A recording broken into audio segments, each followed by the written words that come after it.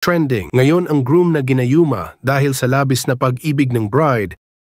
Baka nga may nabatid ang family ng groom na something maganda kaya lumapit ito ng mga albularyo para ma-confirm kung ano ang meron sa groom nila dahil concern ito kaya nang dumating na ang kasal ng dalawang magkabiyak.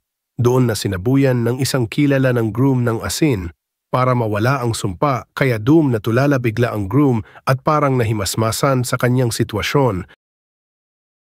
Doon natuklasan nila na ginayuma ito sa araw mismo ng kasal ng dalawa at ngayon pinaimbestigahan ang pangyaya sa mga pulis para sa mga update at just follow and like lang po kasi di natin alam ano talaga ang katotohanan sa kwentong ito.